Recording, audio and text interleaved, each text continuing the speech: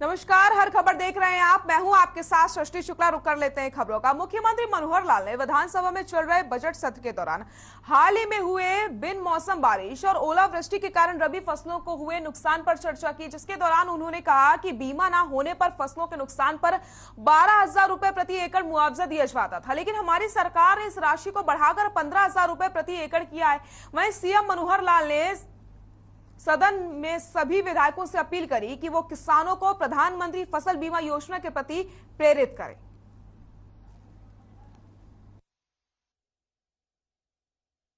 किसान की फसल बीमा योजना बनाई जाए और फसल बीमा योजना को स्वीकार करके और उसको लागू किया गया। कुछ परिवर्तन भी बीच बीच में होते रहे, लेकिन मेरा निवेदन यह है कि हम किसानों को भी इस बात के लिए प्रेरित करें कि वो इंश्योरेंस कराएं। इंश्योरेंस कराने के कई प्रकार के लाभ अपने को जो दिख रहे हैं कि एक तो कंपनियों का अपना एक सिस्टम है, उसमें कोई अदल बदल करना होगा, कमी होगी तो ध्यान कराया जा सकता है, ये कमी इसको ठीक किया जाए। दूसरा, एक कंपटीशन में कंपनियां भी कई आती हैं, उनका अपना अपना रेट रहता है, उस कंपनियों में रेट में भी आते हैं। उस रेट का ज्यादातर हिस्सा केंद्र सरकार, प्रदेश सरकार देती है। किसान को केवल 2% या एक आध फसल में 5% इतना ही प्रीमियम देना पड़ता है। अब ये 500-700 रुपया अगर किसान देता है तो बदले में उसको एक सुविधा मिल जाती है कि उसका प्रीमियम, उसका नुकसान होने के बाद राशि, कंपनसेशन का जो रेट है वो मैं समझता हूं 18,000 रुपए से लेकर 34-35,000 रुपए एकड़ तक है। दूसरा मेरा निवेदन है कि अब चूंकि विकास के काम भी चल रहे हैं और विकास के कामों में कुछ चीजें ऐसी हैं जिसमें मिट्टी का उपयोग होता है, जैसे खास करके भट्ठे लगाए जाते हैं, जैसे खास करके मिट्टी सड़कों में, डेवलपमेंट में काम आती है, खेतों से वो भी उठाई जाती है। तो किसान को अच्छी आमदन उसमें से होती है, इसलिए भट्ठे भी लगते हैं, मिट्टी भी उठाई जाती है और बाद में वही जमीनें नीचे हो जाती हैं 3 फुट 4 फुट गहराई में, और उन्हीं में फिर पानी भरता है, सरकार उसका मुआवजा दे। तो इस पर भी हमको थोड़ा सा स्ट्रिक्ट होना पड़ेगा। मैं दूसरा उसका एक अल्टरनेटिव भी बताता हूं कि जहां मान लो ऐसा मिट्टी उठाना हमारे लिए हितकर है और नीची जमीन है, तो फिर व्यवसाय के नाते वो फिशरीज पर आना चाहिए। पानी भरता है, पौंड बनाए, पौंड बना के फिशरीज का उपयोग करें, उसकी अपनी फसल उठाएं और उसमें से इनकम करें। तो ऐसे कुछ विषय ये मुझे दोनों ध्यान में आ रहे थे। एक विषय अभी हमारे सदस्य श्री अभय सिंह जी ने उठाया था, गैलरी में कुछ लोग आए थे, तो ये बात ठीक है, ऐसी चीजों की सावधानी बरतनी चाहिए। लेकिन मैंने सारा उसमें से जो जानकारी ली है, तो हमारे यहाँ अपनी रूल बुक में तो ऐसा कोई नियम कहीं भी मुझे पढ़ने को मिला नहीं, लेकिन पार्लियामेंट में practice and procedure of parliament जो है उसमें कंडक्ट ऑफ मेंबर्स में ये सारी बातें हैं लिखी हुई। सुन लीजिए, कंडक्ट ऑफ मेंबर्स में है। विजिटिंग गैलरी का वहां भी उल्लेख नहीं है किसी प्रकार के कोई प्रबंध, किसी प्रकार की बात का। Only verbal instructions have been given to security persons. Security वाले जो बाहर से लोग आते हैं उनको एक वर्बल इंस्ट्रक्शन है कि ये करना, ये नहीं करना। मेरा तो निवेदन ये है कि हमको इसमें अपने यहाँ जो कंडक्ट ऑफ रूल्स है उसमें एक चैप्टर विजिटर गैलरी का भी बना लेना चाहिए, इसमें कोई आपत्ति नहीं है। लेकिन अभी तक ऐसा कोई नियम नहीं है विजिटर गैलरी के लिए, ये बताना चाहता हूं आपके माध्यम से सदन के।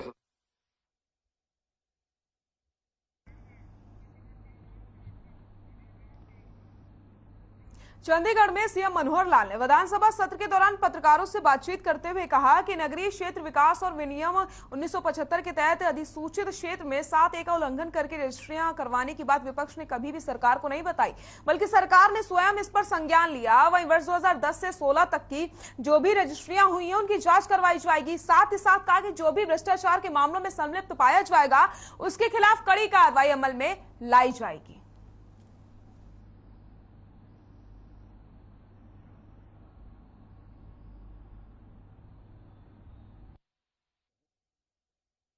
रजिस्ट्री कोई धारा है जिसके अंतर्गत कोई भी शहरी एरिया के अंदर जब रजिस्ट्री कोई व्यक्ति कराता है अपनी जमीन की, तो उससे पहले एनओसी उसको लेना पड़ता है अर्बन लोकल बॉडी और टाउन कंट्री प्लानिंग से।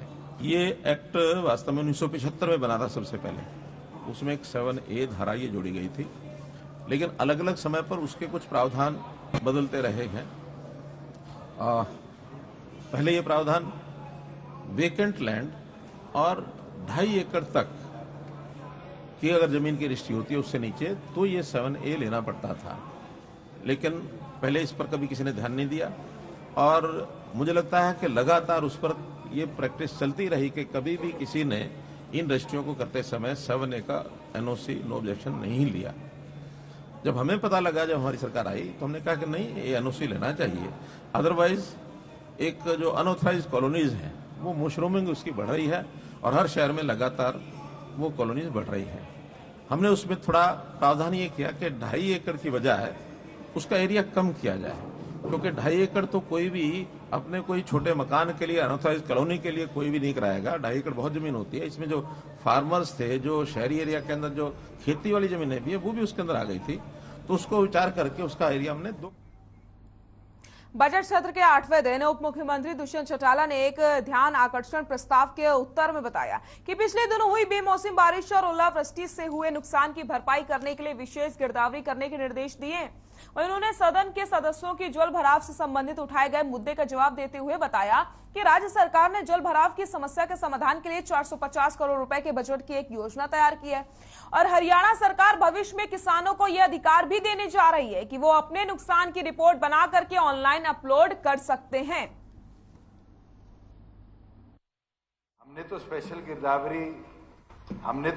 गिरदावरी के लिए ऑलरेडी 2 मार्च को आदेश दे दिए हैं। जैसे ही उसकी रिपोर्ट आएगी, उस अनुसार जो प्राप्त मुआवजा है वो किसानों को हम देने का काम करेंगे। जल्द एक योजना बनाएंगे कि क्रॉप डैमेज की वेरिफिकेशन एक और पर पटवारी करेगा, वहीं साथ के साथ ये फार्मर को भी अधिकार देंगे कि वो अपनी रेवेन्यू डिटेल्स अपलोड कर अपनी तरफ से भी डिस्ट्रिक्ट एडमिनिस्ट्रेशन को डाटा दे कि मेरे क्रॉप लॉस हुआ है। वेरिफिकेशन जैसे जैसे होती रहेगी वैसे वैसे उसका कॉम्पनसेशन हम देने का काम करेंगे। इस बार फ्लड एंड ड्रॉट के अंदर जैसे इंदुराज जी ने बात कही कि बड़ौदा में पानी है, मलिक साहब ने अभी क्वेश्चन आवर में भी कहा कि मेरे वहां पानी खड़ा रहता है, नारनौद में भी खड़ा रहता है, बवानी खेड़ा में भी खड़ा रहता है, दादरी में भी खड़ा रहता है, और तो और राकेश दौलताबाद जी जो अर्बन एरिया के अंदर है, इनके भी दिल्ली से जो नजफगढ़ ड्रेन आती है उसकी वजह से भी बहुत बड़ी मात्रा में एक सबमर्ज्ड एरिया है। हमने उसके लिए 450 करोड़ से ऊपर रुपया स्पेशल प्रावधान। चंडीगढ़ में हरियाणा के डिप्टी सीएम दुष्यंत चौटाला ने अपने कार्यालय में भिवानी और नारनौल एयर स्ट्रिप के स्टेटस की अपडेट्स लेने के लिए विभिन्न विभागों के अधिकारियों की बैठक की अध्यक्षता करी।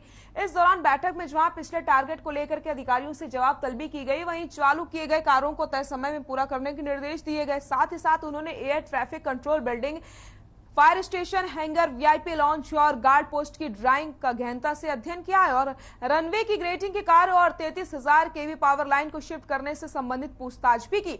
इतना ही नहीं, अतिरिक्त हैंगर, लिंक, टैक्सी, टैरक और एटीसी टावर आदि को लेकर के भी अधिकारियों से फीडबैक लिया है और सभी कार्यों को टाइमलाइन देते हुए उन्हें पूरा करने के निर्देश यहां पर उनकी तरफ से दिए गए हैं।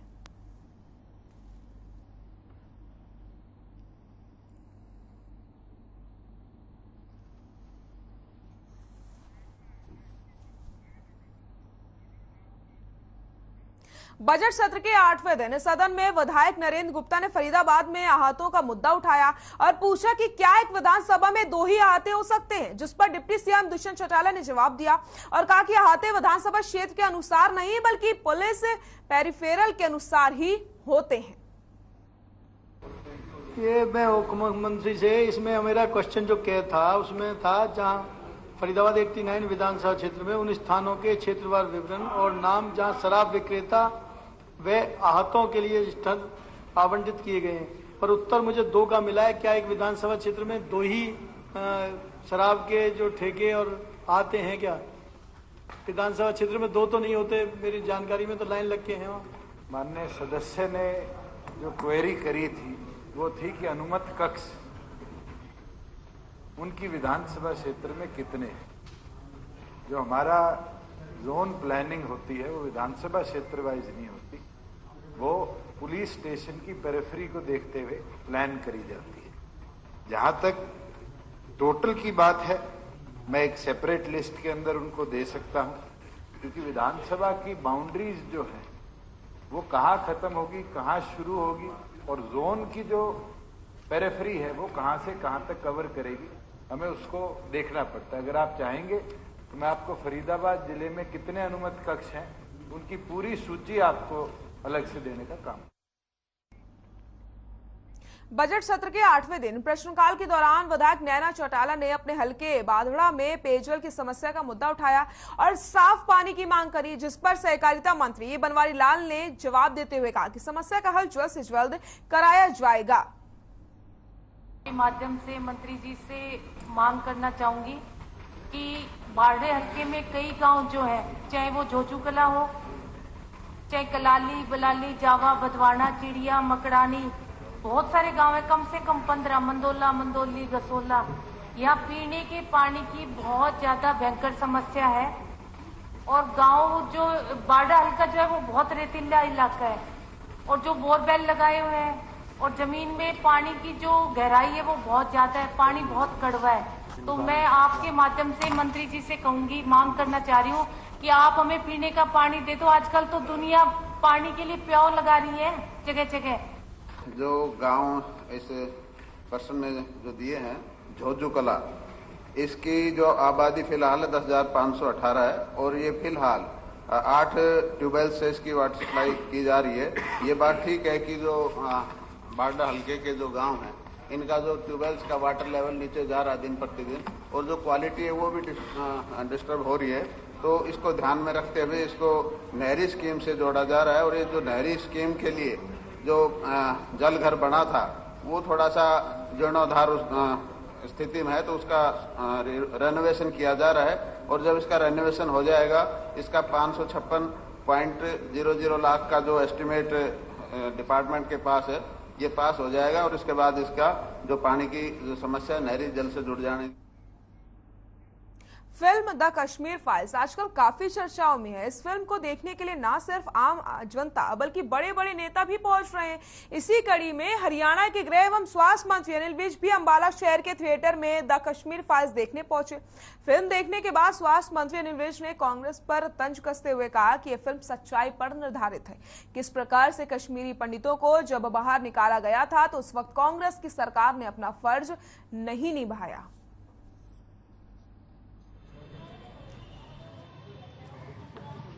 जो सच्चाई है और जो कांग्रेस सरकार का झूठा धर्मनिरपेक्ष चेहरा है उसको दिखाने की कोशिश की गई, क्योंकि कश्मीरी पंडितों का जिस प्रकार से कश्मीर से बाहर निकाला गया कांग्रेस शासित समय के दौरान ही हुआ, उसकी रक्षा करने की जिम्मेवारी भी उस वक्त की सरकार की होती है। और किस प्रकार से निहत्थे लोगों को हथियारों के दम पर घरों से निकाला गया, मारा गया,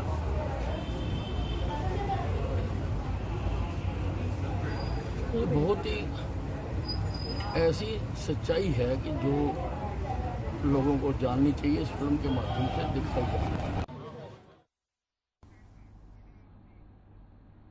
वक्त हो चला एक छोटे से ब्रेक का, जल्द हाजिर होते हैं।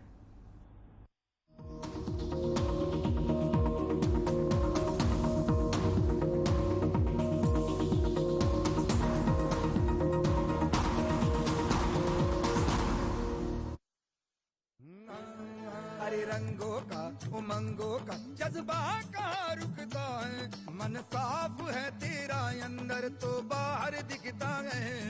जो अच्छा हो जो सच्चा हो वही तो दिखता है। हम निरमा एडवांस हैं, मन की तरह कपड़े भी साफ रखते हैं। Nirma advance. Hey mom, hey, look, I can download a song really fast. I can make dosas faster. Must be joking. Bus, 3 easy steps. Mix with water, spread batter, fry. गाना डाउनलोड हुआ? नहीं, पर तब तक मैं इडली बनाती हूँ। हमने बनाया किड्स से।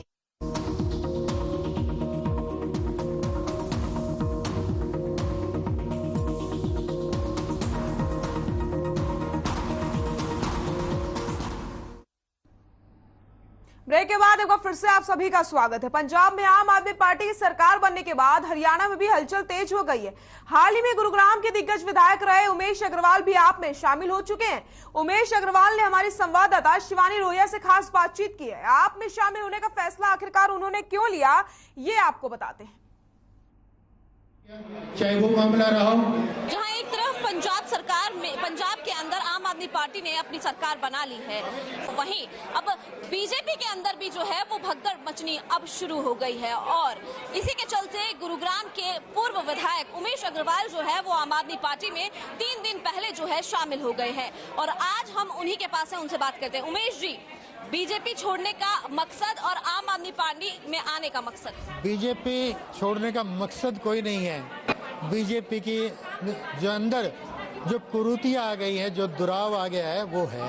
आज कार्यकर्ता का सम्मान नहीं है भाजपा में। आज मुख्यमंत्री जी भ्रष्टाचार पर अंकुश नहीं लगा पा रहे हैं, भ्रष्टाचारियों की गोद में बैठ गए हैं। गुड़गांव की बात हो चाहे पूरे हरियाणा की, आज भारतीय जनता पार्टी भ्रष्टाचार में लिप्त हो चुकी है। यही सबसे प्रमुख कारण है। आज भारतीय जनता पार्टी में कोई भी सम्मानित कार्यकर्ता रहना नहीं चाहता। अच्छा, बीजेपी में आप रहना नहीं चाहते थे, वो जानते हैं, लेकिन आम आदमी पार्टी को ही क्यों चुना? आम आदमी पार्टी की नीतियां जो आम आदमी के पक्ष की हैं, वो इसका प्रमुख कारण है। कार्यकर्ता का जो सम्मान है, वो इसका प्रमुख कारण है। आम आदमी पार्टी एक आंदोलन का नाम है, भ्रष्टाचार के खिलाफ लड़ाई का नाम है। यही कारण है कि मैं आम आदमी पार्टी में शामिल हूँ। कहीं इसका कारण तो ये तो नहीं है कि अभी पंजाब में इतनी भारी मतों से जो है आम आदमी पार्टी आई है, तो सोचा कि क्यों ना अब आम आदमी पार्टी में जाकर थोड़ा अपना सिक्का जो है वो आजमा लिया जाए? बात सिक्का आजमाने के नहीं है, लेकिन ये कारण है कि आम आदमी पार्टी आज पूरे देश में आगे बढ़ रही है।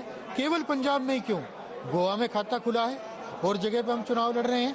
तो आम आदमी पार्टी आज पूरे देश के अंदर अपना प्रभाव बढ़ा रही है। आने वाले दिनों में माननीय अरविंद केजरीवाल जी प्रधानमंत्री पद के दावेदार होंगे, प्रधानमंत्री बनेंगे और अनेक पार्टियों के लोग छोड़ करके उसमें शामिल होंगे।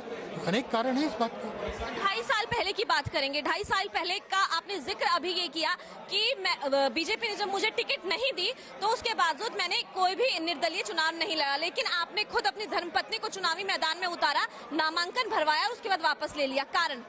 सभी कार्यकर्ताओं का दबाव था कि नहीं हमें चुनाव लड़ना है, लेकिन फिर हमने विचार किया, क्योंकि वो अंतिम दिन टिकट डिक्लेयर हुई थी और हमने अपने चुनाव लड़ने की तैयारी की हुई थी। हमें उम्मीद नहीं थी कि टिकट कटेगा, तो लेकिन सबने विचार किया कि नहीं भाई चुनाव लड़ेंगे।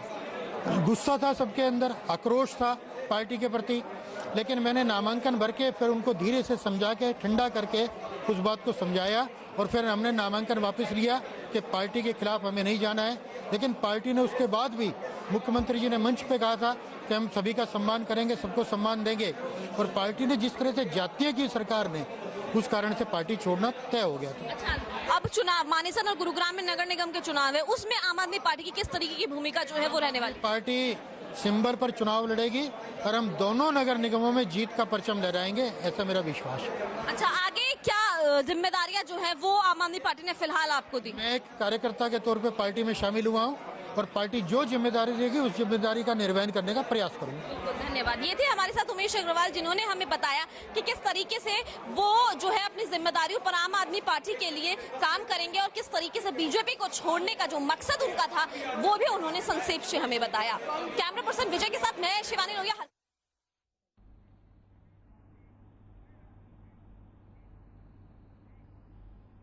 आज नेशनल वैक्सीनेशन डे है, जिसके चलते केंद्र और राज्य सरकार ने बच्चों के कोविड वैक्सीनेशन की शुरुआत की है, जिसके तहत गुरुग्राम में 82 कोविड सेंटर बनाए गए हैं, जहां 12 से 14 साल के बच्चों को कोर्बेवैक्स नाम की वैक्सीन लगाई जा रही है। इस दौरान civil surgeon doctor Virendra Yadav ने निजी स्कूल में पहुंचकर बच्चों को कोर्बेवैक्स वैक्सीन की शुरुआत की, जहां छोटे छोटे बच्चों ने निडरता से टीका लगवाया है। जानकारी के मुताबिक जिले में 85,000 बच्चों को टीका लगाने का टारगेट है। इस मौके पर पोली क्लिनिक हॉस्पिटल की सीएमओ नीना गटवाल भी मौजूद रही।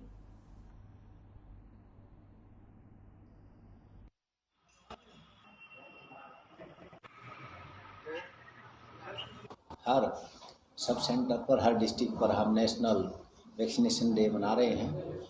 ये जो नेशनल वैक्सीनेशन डे पर जो हमारी नई वैक्सीन आई है कोर्बेवैक्स, ये वैक्सीन आई है और ये जो वैक्सीन है 12 से 14 साल के बच्चों के लिए लगाई जानी है, जिसकी 15 मार्च 2000 जिसकी डेट ऑफ बर्थ हो, उसके ऊपर के जो बच्चे सारे एलिजिबल हैं।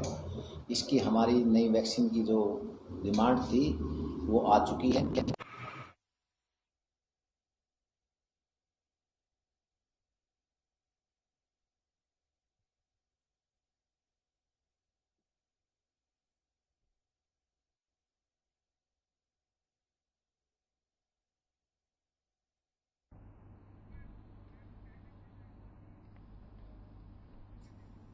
नेशनल वैक्सीनेशन डे के चलते केंद्र और राज्य सरकार ने बच्चों को कोविड वैक्सीनेशन की शुरुआत की है, जिसके तहत गुरुग्राम में 82 कोविड सेंटर बनाए गए हैं और बच्चे भी बढ़ चढ़ करके हिस्सा ले रहे हैं।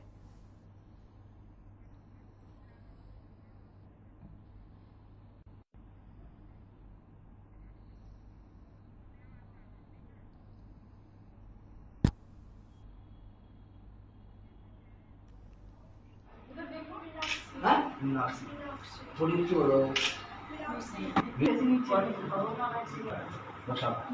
देखो क्या नाम है, दबाओ इसके बाद 1 मिनट। ये सब क्या सारी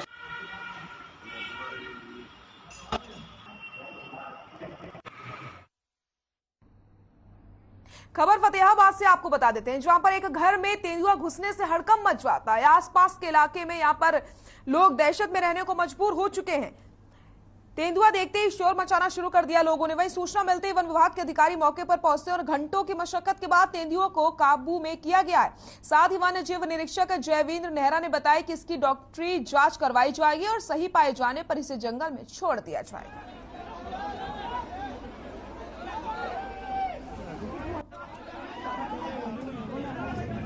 आपको तेंदुए के दर्शन होंगे कुछ ही क्षणों में तेंदुए को बाहर निकाल लिया जाएगा। तेंदुआ है, तो बहुत ही सिंसियर और बहादुर बच्चा था। उसने बड़ी आसानी से क्लिक किया और पैंथर की और हमारे पास भेज दिया और उन्होंने किसी तरह की कोई गड़बड़ नहीं की, जानवर को ना ही डिस्टर्ब किया और उस आदमी की सूझबूझ से ही ये जो जानवर है पकड़ा गया है, क्योंकि उन्होंने डिस्टर्ब नहीं किया, जानवर को बड़ी आसानी से बैठा रहने दिया और उसको कवर कर दिया एरिया को, छप्पर को। और उसके बाद जो हमारे रोहतक के और हिसार की जो टीमें आई थी, तो फतेहाबाद की उन्होंने जो शिफ्ट ऑपरेशन चलाया और उस डार्ट कर दिया। जानवर पूरी तरह से सुरक्षित है, जान माल की। चरखी दादरी के गांव बधवाना में उस समय हड़कंप मच गया जब गैस सिलेंडर लीक होने से मिठाई की दुकान में आग लग गई। आग लगने से लाखों का सामान जलकर राख हो गया है। फिलहाल मौके पर पहुंची फायर ब्रिगेड की टीम ने आग पर काबू पा लिया है। आपको बता दें, जैसे ही आग लगी दुकान में काम करने वाले वर्कर जान बचाकर भागने लगे। ऐसे में मिठाई की दुकान में काम करने वाले 2 वर्कर घायल भी हो गए, जिन्हें इलाज के लिए हॉस्पिटल भेजा गया है।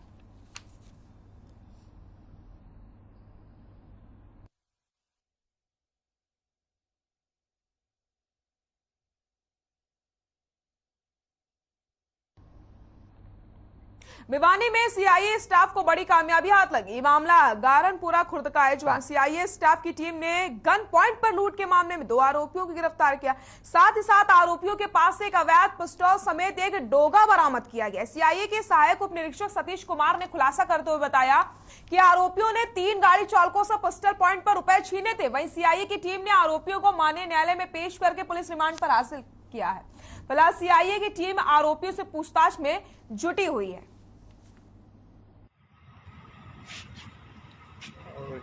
तोशाम में महेंद्र नेहरा राजस्थान ने एक कंप्लेन दी थी भी मैं शिवानी की तरफ से तोशाम अपनी गाड़ी लेके आ रहा था, जो लकड़ी में बनी हुई थी। 3 लड़कों ने गाड़ी के आगे गाड़ी लगा, बलेरो लगाकर पिस्टल पॉइंट पर एक से 15,000 रुपये, एक 5 से 5,000 रुपये छीने थे। उसमें मुकदमा दर्ज करके 2 आरोपी गिरफ्तार कर चुके हैं, जिससे एक से देसी डोगा और एक से पिस्टल बरामद कर चुके हैं।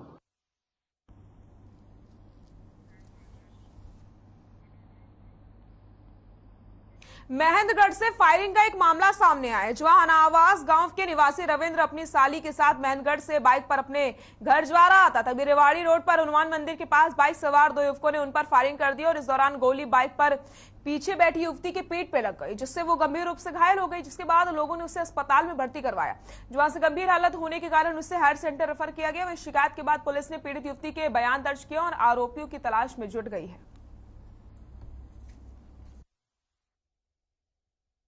फोन पे एक सूचना प्राप्त हुई थी कंट्रोल रूम के द्वारा कि माजरा चुंगी के पास एक बाइक सवार लड़की जो बाइक पे पीछे बैठी थी, उसकी दाहिनी कमर पे गोली मारी गई है। तो ये सूचना प्राप्त होते ही पुलिस की टीम जनरल हॉस्पिटल महेंद्रगढ़ पहुंची, जहां उनके परिजन भी आए हुए थे, और माजरा चुंगी भी गए, जहां पता चला कि एक बाइक सवार युवक जो स्प्लेंडर डिलक्स बाइक पे था, उसने उस लड़की के गोली मार दी है। और तफ्तीश करने पर पता चला कि लड़की का नाम कल्पना, जिसकी उम्र 21 वर्ष है, वो गिलोट राजस्थान की रहने वाली है और अभी अपनी बहन भारती जो आनावास रहती है उनके पास रह रही थी और वहाँ से महेंद्रगढ़ आई हुई थी और वापस आनावास जा रही थी। तो जिसमें लड़के का नाम अरविंद बताया जा रहा है। ये लड़का और कल्पना नाम की लड़की, इनकी पहले जज्जर के गांव बादली रोड पर अज्ञात वाहन ने बाइक को टक्कर मार दी। टक्कर लगने से बाइक सवार पत्नी की मौके पर ही दर्दनाक मौत हो गई, जबकि हादसे में पति गंभीर रूप से घायल बताया जा रहा है। जानकारी मिलने पर पुलिस घटनास्थल पर पहुंचती है, जहां पुलिस ने शव को कब्जे में लेकर पोस्टमार्टम के लिए भिजवाया। फिलहाल पुलिस मामले की जांच पड़ताल में जुटी हुई है।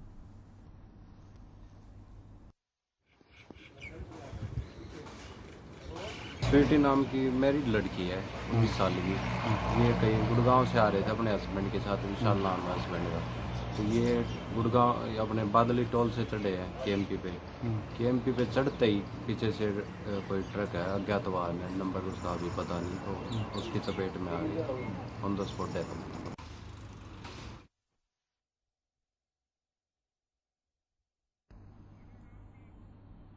बुलेटिन में फिलहाल के लिए इतना ही। नमस्कार।